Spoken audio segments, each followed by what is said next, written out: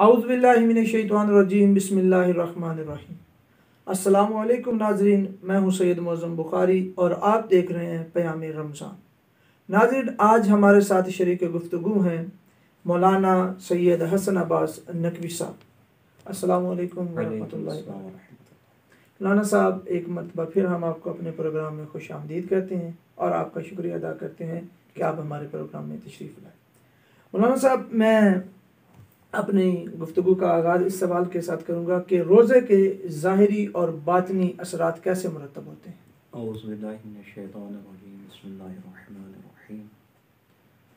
Rabbi ज़िदनी इल्मा वल्हिक़ना बिस्सालिहीन। बहुत ही अच्छा सवाल किया बरादर आपने कि रोज़े के ज़ाहिरी और बातनी असरात कैसे हासिल कर सकते हैं। सबसे पहले अपने मौजू की तरफ जाने से पहले एक हदीस बयान करूँगा। इमाम जाफ़र सादिक़ इमाम अलैहिस्सलाम फरमाते हैं कि रोज़ा रखो, रोज़ा फ़कत खाने पीने से रुकने का नाम नहीं, बल्कि तमाम आज़ा व जवारे का रोज़ा है।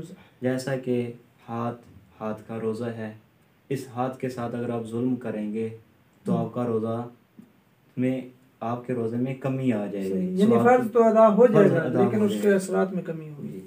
इसी तरह आँख का रोज़ा होना चाहिए। आँख के ज़रिए आप किसी नामहरम को ना देखें या ऐसी अशिया ना देखें कि जिनका देखना हराम हो। कान का रोज़ा, कान के ज़रिए किसी की गिबत ना सुने, ठीक, किसी की चुगली ना सुने, किसी की बहतान ना सुने, ठीक है। ज़ुबान का रोज़ा, ज़ुबान के ज़रिए किसी मुसलमान को गाली ना दें, ठीक है। हर चीज़ का रोज़ा होना चाहिए। अच्छा, यहाँ पे मौलाना साहब मैं एक नुक्ते की तरफ तवज्जो दिलवाऊंगा आपकी।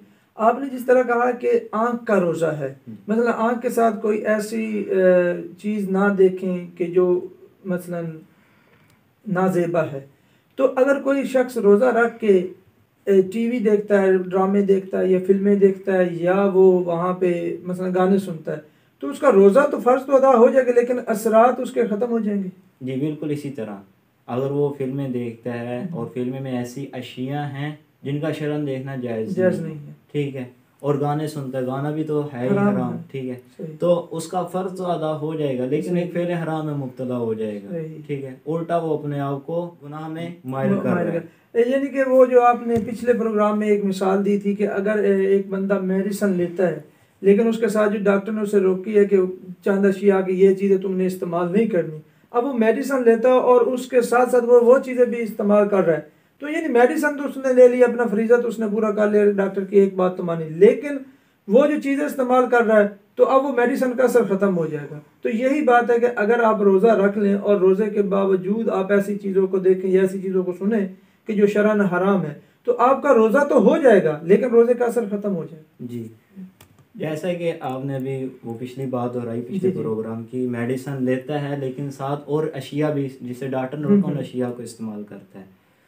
अब जब वो रोज़ा रखेगा उस रोज़े की हालत में गालियाँ भी देगा, ठीक है, गाली गलौज बहतान लगाएगा, गिबतें लगाएगा, ठीक है, वो गुनाह कर रहा है। अब जब वो गुनाह करेगा तो उसको रोज़ा अपने असरात नहीं देगा, वो तकवा की स्टेप तक नहीं जा सकता, ठीक है। हमारा यही पिछले प्रोग्राम में यही मौजूद था, लअल्लकुम तत्तकून। अगर तुम रोज़ा रखोगे सही मानों में रोज़ा तो फिर तुम्हें तकवा हासिल होगा। अगर रोज़ा सही मानों में होगा नहीं, पहले हराम में मुब्तला होता रहेगा साथ साथ, तो फिर उसका रोज़ा उसको असर नहीं देगा। सही। अब उसके बाद एक मैं हदीस बयान करता जाऊँ।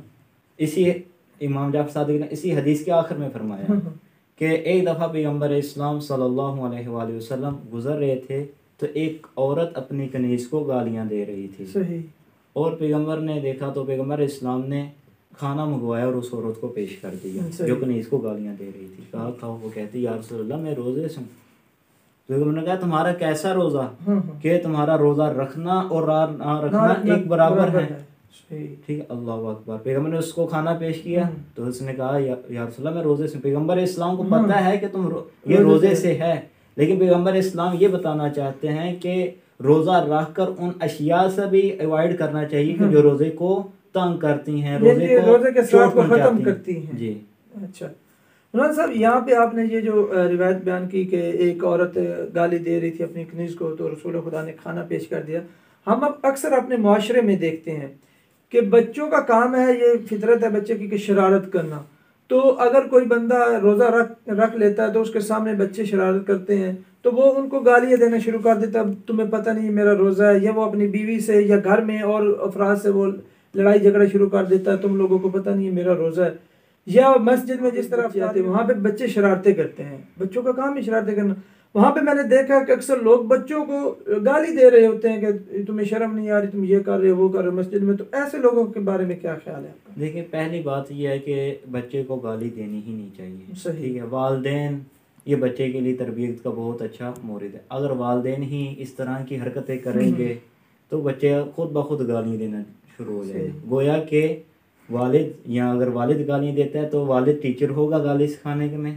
ठीक है, बच्चा शिगिर्द होगा।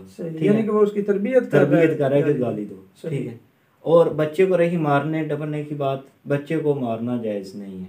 ठीक है, तमाम मराजी कराम का भी ये फतवा है कि आप बच्चे को ना मारें। अच्छा, नहीं मार सकते। अगर बिलफर्ज को इतनी ऐसा जरूरत पड़ गई कि मारना जरूरी हो गया तो आप तरबियत के लिए तो अगर इतना मारें कि बच्चे के चेहरे पे या जहाँ पे आप मारें वहाँ पे निशान नहीं, यानी कि इस हद तक ना मारे कि उसके चेहरे पे निशान बन जाए, सुर्ख हो जाए। सही।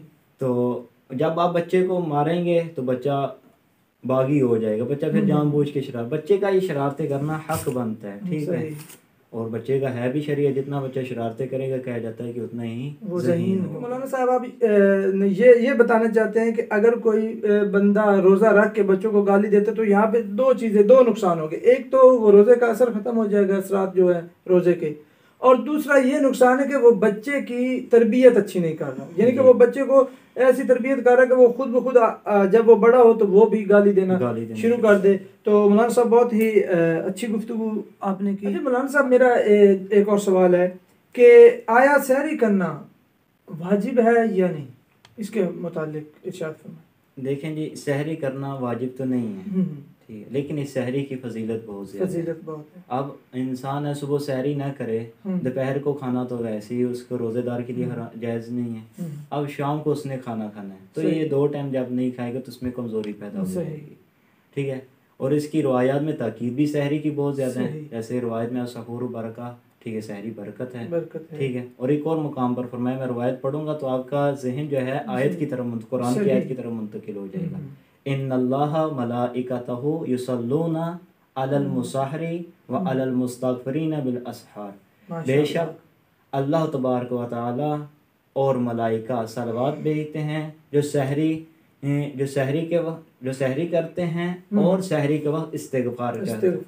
अब अगर कोई शख्स चाहता है कि उसको फरिश्ते और अल्लाह तबारक व तआला उस पर सलवात भेजें तो उसको चाहिए कि सहरी करे और सहरी के वक्त इस्तिगफार करे, रहमत तलब करे। सही, माशाल्लाह, बहुत अच्छी गुफ्तगू किया आगा साहब आपने। आगा साहब, आखिर में हमारा एक फ़िक्री सवाल आज का ये है कि अगर कोई शख्स रमज़ान में बीमार हो जाए और उसे डॉक्टर कहे कि तुमने रोज़े नहीं रखने, तो अब उस शख्स के लिए क्या हुक्म है कि वो क्या करेगा? देखिए, अगर कोई शख्स रमज़ान में बीमार हो जाए, ठीक है, अब डॉक्टर कह रहा है कि रोज़ा ना रखो, अब उसको देखना चाहिए मरीज़ को, अगर उसको यकीन है कि मैं रोज़ा रखूँगा, मुझे कोई मेरी बीमारी तो लानी नहीं होगी, मुझे कोई और नुकसान नहीं होगा, या उस बीमारी की वजह से रोज़ा टूटने का उसे यानी कि डर नहीं है जी, तो फिर वो रोज़ा रख सकता है। जब उसको ये यकीन है कि मैं रोज़ा रखूँगा मेरी बीमारी तो लानी हो जाएगी, या तो फिर रोज़ा पूरा नहीं होगा, तो फिर वो रोज़ा छोड़ सकता है। यानी कि इस सूरत में वो रोज़ा छोड़ सकता है कि जब उसे यकीन ना हो कि वो पूरा दिन रोज़ा रख सकेगा कि नहीं। अब अगर वो रमज़ान के बाद रोज़ा रखने पर कादिर हो जाता है, ठीक है, तो फिर रोज़े की कज़ा करेगा। ठीक है, अब अगर वो रमज़ान के बाद रोज़ा रखने पर कादिर नहीं होता तो फिर उसको चाहिए कि एक मुद्द ताम दे। ठीक है, एक मुद्द ताम से मुराद क्या है?